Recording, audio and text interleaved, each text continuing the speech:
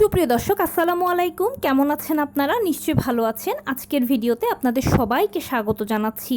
আজকে আমি আপনাদের সাথে খুব ইম্পর্ট্যান্ট একটা নিউজ আলোচনা করব, আর সেটা হচ্ছে হাজার চেষ্টার পরেও যারা গর্ভবতী হতে পারছেন না বা গর্ভধারণ করতে পারছেন না তাদের জন্য আইভিএফ ছাড়াও কিন্তু সুনিশ্চিত পদ্ধতি রয়েছে।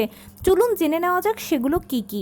বাই দ্য ওয়ে, মূল ভিডিওতে যাওয়ার আগে একটা কথা বলি, আমি আমার চ্যানেলে pregnancy related, specially normal delivery related অনেক ইম্পর্ট্যান্ট তথ্য ভিডিও আকারে শেয়ার করে থাকি। এই তথ্যগুলো আমার পার্সোনাল এক্সপেরিয়েন্স ও আমার ডক্টরের সাজেশন থেকে নেওয়া। তাই আমার চ্যানেলটিকে যদি একবার আপনারা ভিজিট করেন তাহলে আপনারা আপনাদের প্রশ্নাতীত মনের অনেক প্রশ্নের উত্তর পেয়ে যেতে পারেন। আমন্ত্রণ জানাবো আমার চ্যানেলটিকে একবার ভিজিট করে দেখার জন্য। এবারে চলুন মূল আলোচনায় যাওয়া যাক। আমি শুরুতেই বলেছি আজকে আলোচনা করব অনেক চেষ্টার পরেও যারা গর্ভধারণ করতে পারছেন না বা বাচ্চা আসছে না তাদের জন্য আইভিএফ ছাড়াও কিন্তু সুনিশ্চিত পদ্ধতি রয়েছে। চলুন জেনে নেওয়া যাক উপায়গুলো কি কি। কথায় বলে নারীর পূর্ণতা মাতৃত্বে। শুধু নারীর পূর্ণতা যে মাতৃত্বে সেটা নয়, একটা ছোট্ট বাচ্চা একটা দম্পতির জীবনকে সুখময় করে তোলে, সেই সাথে পরিপূর্ণ করে তোলে একটা সংসারকেও। যে সব মহিলারা মা হওয়ার তৌফিক অর্জন করেন, এটা হচ্ছে মহান আল্লাহ তাআলার অশেষ রহমত তাদের প্রতি। তাই যারা এখনও মা হওয়ার সৌভাগ্য অর্জন করতে পারেননি তাদের উচিত বেশি বেশি করে উপরওয়ালাকে ডাকা। আপনি যেই ধর্মের অনুসারী হন না কেন বেশি বেশি করে উপরওয়ালাকে ডাকবেন প্লিজ। আমাদের সমাজ ব্যবস্থাটা এতটা খারাপ, বা সমাজে কিছু বিকৃত মানসিকতার এমন মানুষ বসবাস করে যারা কিনা যেসব দম্পতির সন্তান এখনও হয়নি তাদেরকে এক কথায় বন্ধার ট্যাগ দিয়ে দেয়, এবং সব দোষ হচ্ছে মেয়েটার দোষ, যত দোষ নন্দ ঘোষ, মহিলারই সব দোষ, তার দোষের কারণেই হচ্ছে না বাচ্চা। এটা সম্পূর্ণ ভুল একটা ধারণা, বিকৃত একটা ধারণা। কিন্তু শুধুমাত্র মহিলার দোষে বা মহিলার ভুলে বা মহিলার সমস্যার কারণে যে বাচ্চা হচ্ছে না, একদম নয়। পুরুষের সমস্যার কারণেও কিন্তু বাচ্চা অনেক সময় হয় না। আর এর চান্স হচ্ছে 50-50, মানে 50% মহিলার দিক থেকে সমস্যা থাকতে পারে, আবার 50% পুরুষের দিক থেকে সমস্যা থাকতে পারে। তাই বিয়ের পরে যেসব কাপল নিয়মিত শারীরিক সম্পর্ক করার পরেও 1 বছরের মধ্যে দেখছেন যে আপনাদের কোনো ভালো রেজাল্ট পাচ্ছেন না, মানে এখনও কনসিভ করছেন না, ওই সময় তাদের উচিত ডাক্তারের কাছে যাওয়া। 1 বছর পরে আপনারা ডাক্তারের কাছে যাবেন। ডাক্তারের কাছে গেলে প্রথমেই ডাক্তার আপনাদেরকে কাউন্সিলিং করবে। কাউন্সিলিং কীরকম সেটা হচ্ছে যে আপনি আসলে যে সহবাস করছেন বা ইন্টারকোর্স হচ্ছে, যে শারীরিক সম্পর্ক আপনাদের মধ্যে হচ্ছে, সেটা কি সঠিক উপায়ে হচ্ছে, সময় মতো হচ্ছে? কেননা রেগুলার যাদের পিরিয়ড, এক্ষেত্রে বলি যাদের রেগুলার পিরিয়ড হয় তাদের হয় কি যে পিরিয়ডের পরে একটা ডিম্বাণু বের হয়, ওই সময় যদি ডিম্বাণুটার মধ্যে শুক্রাণু প্রবেশ করে তখনই কিন্তু নিষেক হবে এবং গর্ভধারণ হবে আপনার। কেননা ডিম্বাণু বেঁচে থাকে 1 দিন, শুক্রাণু বেঁচে থাকে 2 দিন, মানে হচ্ছে টোটালি আপনি মোটামুটি 3 দিন সময় পাচ্ছেন। 3 দিনের মধ্যে কিন্তু আপনাকে অবশ্যই আপনাদের ইন্টারকোর্স হতে হবে গর্ভধারণ করতে চাইলে। এখন আপনারা কি ওই 2 দিন কিংবা ওই 3 দিন কি আপনাদের মধ্যে হচ্ছে সহবাস, নাকি ওই সময়টা বাদ দিয়ে অন্য সময় হচ্ছে? যদি অন্য সময় হয়ে থাকে তাহলে কিন্তু গর্ভধারণের চান্স কম, আর যদি ওই সময়টাতেই হয়ে থাকে তাহলে গর্ভধারণের চান্স থাকে 100%। এটা হচ্ছে কাউন্সিলিং। প্রথমে এই কাউন্সিলিংটা করতে হবে, এটা দিতে হবে, এটা হচ্ছে মোস্ট ইম্পর্ট্যান্ট। অনেক কাপল আসেন যে আমাদের বেবি আমরা কনসিভ করতে চাচ্ছি, হচ্ছে না, আমাদের মনে হয় সমস্যা, কিন্তু আসলে ওনারা এই জিনিসটাই বুঝতে পারছেন না যে সময় মতো সহবাস করা, সময় মতো যদি সহবাস করেন তাহলে কোনো সমস্যা নেই, আপনারা গর্ভধারণ করতে পারবেন। এবারে দ্বিতীয় পর্যায়ে আসুন। কিছু কিছু কাপল আছেন যারা সব কিছুই ঠিকঠাক মতো মেনটেন করছেন, এখনও গর্ভধারণ হচ্ছে না, তখন সেক্ষেত্রে তাদেরকে কিছু প্রাথমিক ঔষধ দেওয়া হবে। অনেকে হয় কি প্রাথমিক এই ওষুধগুলো সেবন করার পরেই কিন্তু কনসিভ করে ফেলেন, এরকম অনেক অনেক অনেক উদাহরণ আছে। এরপরে আসুন, অনেকে হচ্ছে কি এই প্রাথমিক ওষুধগুলো খাচ্ছে তারপরও কিছু হচ্ছে না, তারপরে তাদেরকে পরীক্ষা করতে হয়। হ্যাঁ, এবারে পরীক্ষা করতে হবে, কিছু টেস্ট করতে হবে, দেখতে হবে আসলে কোথায় সমস্যাটা, মূল প্রবলেমটা কোন জায়গায়। এই টেস্টের মধ্যে হচ্ছে যে পুরুষ মহিলা উভয়ের জন্য এই টেস্টটা।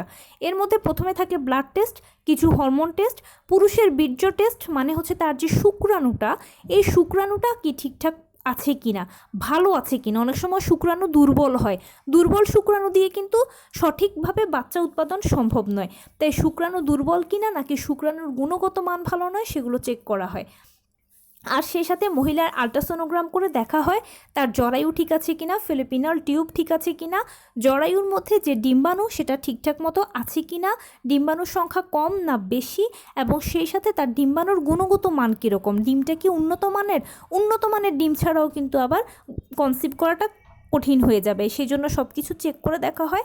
এরপরে যেখানে আসলে বেসিক সমস্যাটা পাওয়া যায় সেই সমস্যার পরিপ্রেক্ষিতে ওষুধ দিলেই কাপলরা কনসিভ করেন।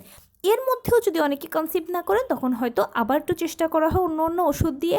অনেকের থাকে টিউমার থাকে, অনেকের থাকে জরায়ুর অন্যান্য আরও সমস্যা থাকে, ফেলিপিনাল টিউবের সমস্যা থাকে, ইত্যাদি বিভিন্ন সমস্যা থাকতে পারে। যাদের এই ধরনের প্রবলেম জটিল প্রবলেম যাদের থাকে তাদের হয়তো অপারেশনে চিন্তা করতে হয়, আদারওয়াইজ অন্যদের ওষুধপত্রেই কিন্তু কনসিভ হয়ে যায়। এবারে আসুন, এগুলো হচ্ছে বেসিক চিকিৎসা কথাবার্তা। যাদের এগুলোর মধ্যেও কাজ হয় না, বেশিরভাগ 80% থেকে 90%-এরই কিন্তু এর মধ্যে হয়ে যায় কিন্তু কনসিভ। এখন যাদের এর মধ্যেও কনসিভ করতে পারেন না তাদের জন্য কিন্তু হতাশ হওয়ার কিছু নেই, বা তাদেরকে বন্ধা বলে একেবারে ফেলে দেওয়ার কোনো কিছু নেই। তাদের জন্য বা এই বন্ধাত্বটা ঘোচানোর জন্য আরেকটা ভালো পদ্ধতি হচ্ছে আইভিএফ পদ্ধতি। আপনারা অনেকে এটা সম্পর্কে জানেন, অনেকে আবার জানতে চানও। আইভিএফের পূর্ণরূপ হচ্ছে ইনভার্টো ফার্টিলাইজেশন, মানে হচ্ছে এর মাধ্যমে আপনার বন্ধাত্ব বা বাচ্চা যে আসছে না এই জিনিসটা ঘোচানো সম্ভব। তবে কথা আছে, আইভিএফ পদ্ধতি কিন্তু 100% সফল নয়, এর সফলতার হার কিন্তু 50 থেকে 60%। মনে রাখবেন, আইভিএফ পদ্ধতি যদি একেবারে 100% সফল হয়ে যেত তাহলে কোনো দম্পতি নিঃসন্তান থাকতো না পৃথিবীতে, সবাই আইভিএফ করে করে বাচ্চা নিয়ে নিত। এই আইভিএফ পদ্ধতিরও বিফলতা আছে বিধায় কিন্তু অনেকে এখনও নিঃসন্তান। এবারে বলছি আইভিএফ পদ্ধতি কিভাবে করা হয়। আইভিএফ পদ্ধতিতে অনেকগুলো হরমোনের সাহায্যে প্রথমে আপনার ডিমটাকে সংগ্রহ করা হবে। মহিলার ডিমটাকে সংগ্রহ করার পরে সেই ডিমগুলো থেকে ভালো 3টে 4টে বা 2টো 3টে ডিম কিন্তু আলাদা করে রাখা হয়। এরপরে পুরুষের ভালো শুক্রাণু যেগুলো আছে সেই শুক্রাণু কয়েকটা নিয়ে সেখানে রাখা হয়। রেখে দেওয়ার পরে তারা অটোমেটিক শুক্রাণুর মধ্যে ডিম্বাণু নিজেই প্রবেশ করে। এটাকে নর্মাল ভাষায় কিন্তু সাধারণ পেশেন্ট যেটা ভাবেন সেটাকে টেস্ট টিউব বলে, আইভিএফটা হচ্ছে মেডিকেলের ভাষা। এখন অনেকে ভাবেন যে টেস্ট টিউবের মধ্যেই বাচ্চা বড় হবে, না, এটা আসলে ভুল ধারণা। এখানেই যখন নিষেকটা ঘটে তখন খুব সূক্ষ্ম ক্যাথেটার দিয়ে এটা জরায়ুতে সেট করে দেওয়া হয়। আর জরায়ুতে যখন সেট করে দেওয়া হয় তখনই কিন্তু সেখানে একটা বাচ্চা আস্তে আস্তে মায়ের গর্ভে বড় হতে থাকে প্রাকৃতিক পদ্ধতির মতোই। শুধু পার্থক্যটা হচ্ছে যেটা আসলে প্রাকৃতিকভাবে মায়ের গর্ভে নিষেক হওয়ার কথা সেটা বাহিরে নিষেক করে বা মায়ের গর্ভে প্রবেশ করিয়ে দেওয়া হয়। এটাই হচ্ছে মূলত আইভিএফ পদ্ধতি। এবারে আইভিএফ পদ্ধতিতে অনেক সময় দেখা যায় যে টুইন বেবি হওয়ার চান্স বেশি থাকে বা টুইন বেবি বেশি হয়, যমজ বাচ্চা বেশি হয়। এটার কারণ হচ্ছে যে যখন ডাক্তাররা মায়ের জরায়ুতে নিষেককৃত ডিম স্থাপন করে তখন 2টো ডিম তারা স্থাপন করেন। এর কারণ হচ্ছে কি, একটা যদি ফেল করে তাহলে আরেকটা পাস করে যাবে। অনেক সময় এরকমও হয় যে একটা ডিম হয়তো কোনো কারণে হলো না, আরেকটা হলো, এভাবেই হয়। আবার অনেকের হয় যে 2টো ডিমই পাস করে যায়, তখন তারা টুইন বাচ্চা লাভ করেন। এখন আইভিএফ পদ্ধতি অনেক সময় ফেল করে কেন, অনেকে এটা জানতে চান। আইভিএফ পদ্ধতি ফেল করার কারণ হচ্ছে মা দেখা যাচ্ছে বয়স বেশি, বা মায়ের হরমোনের কোনো সমস্যা আছে, বা মায়ের কোনো জটিল রোগ আছে, ইত্যাদি বিভিন্ন সমস্যা থাকতে পারে যার কারণে আইভিএফ পদ্ধতিটা আসলে ফেল করে। বা হতে পারে যে শুক্রাণুটা দুর্বল, এজন্য আইভিএফ পদ্ধতিটা ফেল করছে। তাই যারা এখনও বাবা মা হতে পারেননি, যাদের এখনও বাবা মা হওয়ার আল্লাহ তাআলা তৌফিক দান করেননি, তাদের চিন্তার কোনো কারণ নেই। আপনারা ডাক্তারের কাছে যান, ডাক্তারের কাছে গিয়ে প্রথমে দেখুন, কাউন্সিলিং করুন, তারপরে ট্রিটমেন্ট করুন। তার পরবর্তীতে ধাপে গিয়ে সর্বশেষ পর্যায়ে গিয়ে যখন সব কিছু আপনাদের একেবারে ট্রাই করা শেষ হয়ে গেছে তখন আপনারা হয়তো আইভিএফে চিন্তা করতে পারেন, কেননা আইভিএফটা একটু কস্টলি প্রসেস।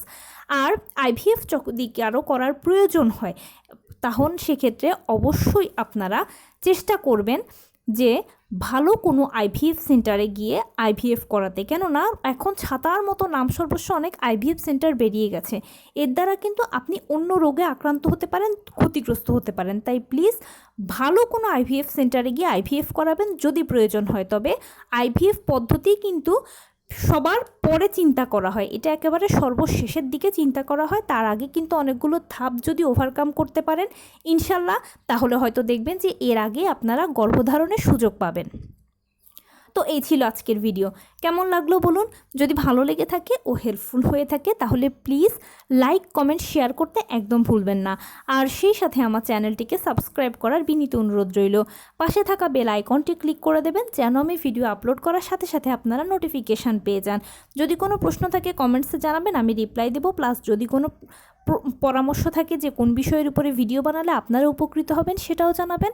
আমি আপনাদের পছন্দের সর্বোচ্চ প্রায়োরিটি দেব। ভালো থাকবেন, সুস্থ থাকবেন। আসসালামু আলাইকুম।